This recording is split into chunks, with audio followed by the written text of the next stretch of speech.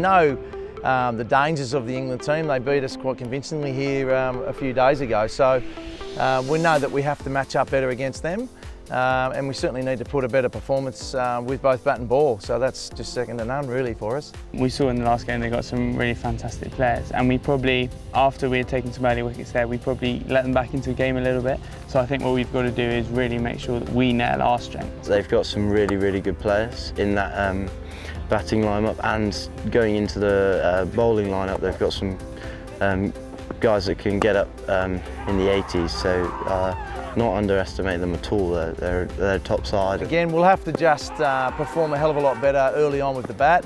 They took early wickets against us last game, had us 4 for 20 odd after 10, so that'll be something that we want to make sure that we limit the damage up front and capitalise through the middle overs, so that'll certainly something that we'll be talking about. You know, we had a bad hour and a half against Australia, but we can't let that define our tournament. And what was said in the group after the defeat by Australia? Everyone really had to look at themselves a little bit.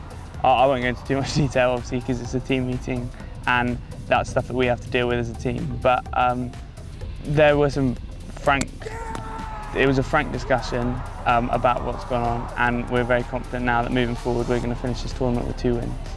It's a tough game against Australia in terms of the first half was so good, and then second half, just that hour and a half was just a thing that we want to forget, and we've put that behind us through some team meetings and things like that, and we're going to go into these last couple of games and try and win them and show ourselves proud, so that's what we want to do, yeah. What's probably important for us is to actually sort of like then now hand over to our senior playing group, and certainly Saif and Afif, and let them run the next team meeting, let them sort of come up with a game plan. How do you want to go about it against England in this next game? Because really, at the end of the day, it is about them sort of learning and developing and getting better. So that's certainly a thought that I've got leading into the next game, is to actually give them a whole ownership of how they want to play against England here. And you know, hopefully we can finish as high as we can on the ladder. That's going to be important for the guys as well.